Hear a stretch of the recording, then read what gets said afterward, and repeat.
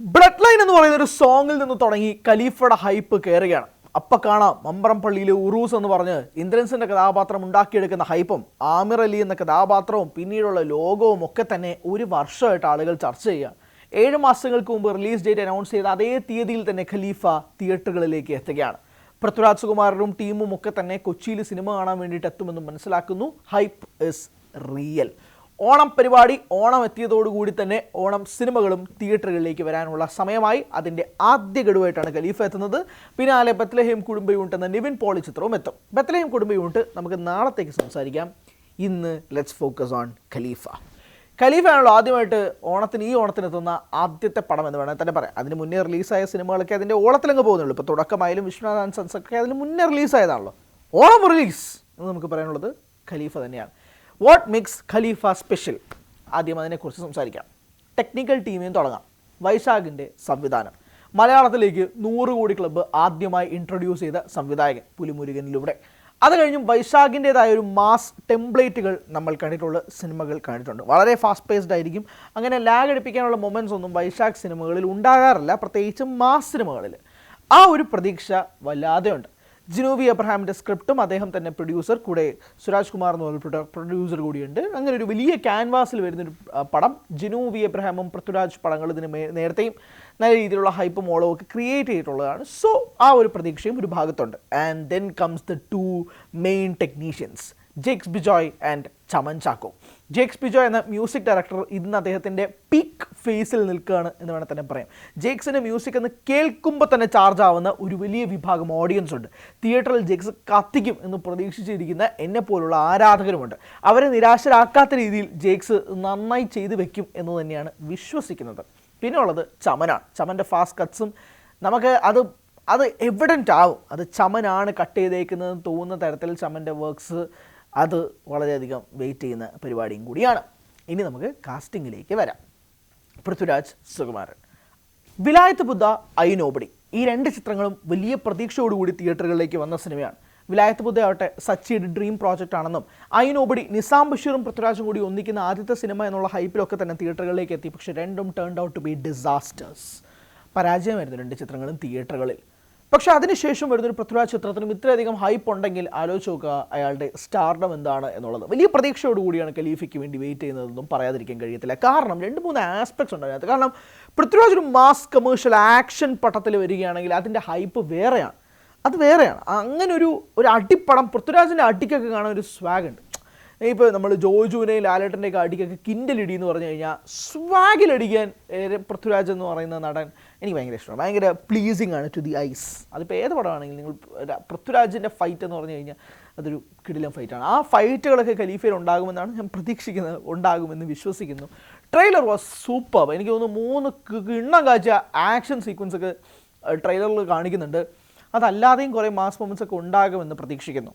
Prithviraj factor മാറ്റി നിർത്തിയാൽ the L factor, Mohanlal, Mambrakkal Ahammed Ali എന്ന കഥാപാത്രമായിട്ട് ലാലേട്ടൻ വരുമ്പോൾ എന്തൊക്കെയായിരിക്കും തിയേറ്ററിൽ കാണുക എന്നുള്ളത്. പക്ഷേ പൃഥ്വിരാജ് മാക്സിമം ഒരു ഹൈപ്പ് കുറയ്ക്കാനൊക്കെ ശ്രമിക്കുന്നുണ്ട്. നിങ്ങൾ വലിയ ഗംഭീരമായ പരിപാടിയൊന്നും പ്രതീക്ഷിക്കരുത്. ഒരു ചെറിയ ഇൻട്രൊഡക്ഷൻ മാത്രമേ ഉണ്ടാവുള്ളൂ മോഹൻലാൽ എന്നൊക്കെ പറയുന്നുണ്ടെങ്കിൽ പോലും ഫാൻസിന് അങ്ങനെയല്ലല്ലോ.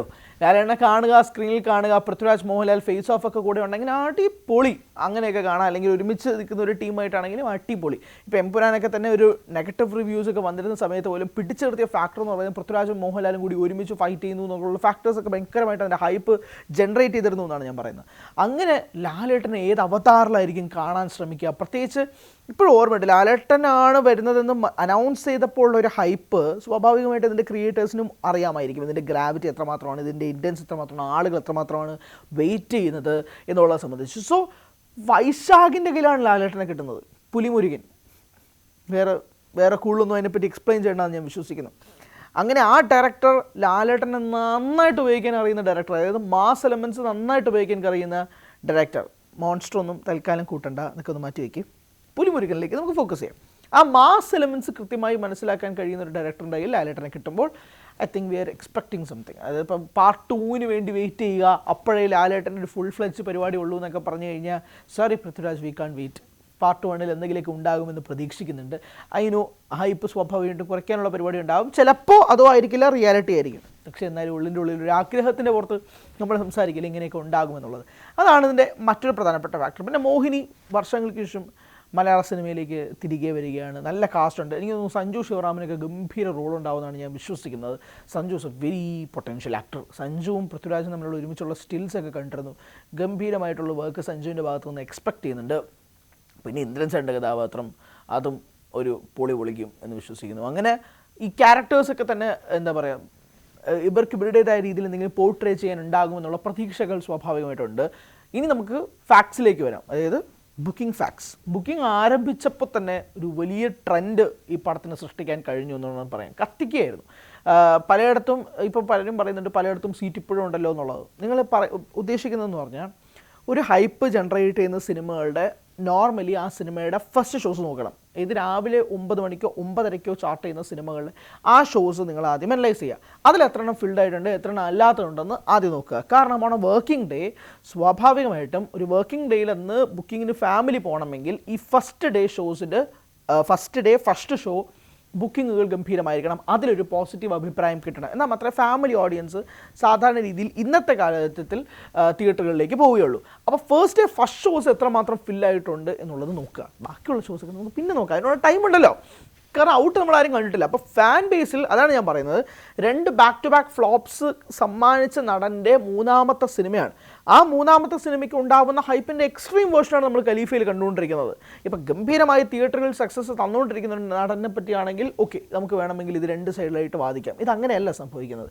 അതിൻ്റെ വേറെ വേർഷനിൽ നിൽക്കുമ്പോഴേക്കും ഈ ഹൈപ്പ് എന്ന് പറയുന്നത് കൊടൂര ഹൈപ്പാണ്. അത് നമുക്ക് തിയേറ്റർ ബുക്കിങ്സിലും റിഫ്ലക്റ്റ് ആവുന്നുണ്ട് എന്നാണ് പറയാൻ ശ്രമിക്കുന്നത്. സോ അതൊക്കെയാണ് ഖലീഫയെ സംബന്ധിച്ച്. ഖലീഫ തന്ന അപ്ഡേറ്റുകളിൽ എനിക്കൊന്ന് ഭ്രാന്തായൽ എന്ന പാട്ടൊക്കെ കുറേ ട്രോളുകളൊക്കെ കിട്ടി. പക്ഷെ അല്ലാതെ അതിൻ്റെ സൗണ്ട് ട്രാക്കൊക്കെ ആളുകൾക്ക് ഭയങ്കരമായിട്ട് ഇഷ്ടപ്പെട്ടതാണ്. ബ്ലഡ് ലൈൻ ഇപ്പോഴും ലൂപ്പിൽ കേട്ടുകൊണ്ടിരിക്കുന്ന പാട്ടാണ്. അങ്ങനെ പല പരിപാടികളുണ്ട്. സോ ഇതെല്ലാം തിയേറ്ററുകളിൽ ജനറേറ്റ് ചെയ്യണം.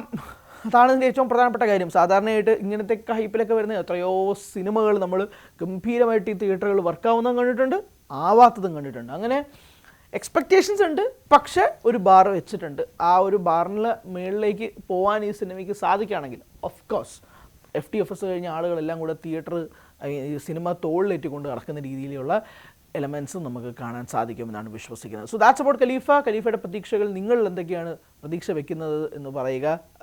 പല കമൻസ് കണ്ടു, എന്താ മോനെ തോളിൽ കമൻറ്റ് ബോക്സിൽ ഒരു ചെരിവ് എന്നൊക്കെ പറഞ്ഞുകൊണ്ട്. അങ്ങനെ ആ ഒരു ചെരിവൊക്കെ തിയേറ്ററുകളിൽ നാളെ കാണുമോ ഇല്ലയോ എന്നൊക്കെ കാത്തിരുന്ന് കാണും.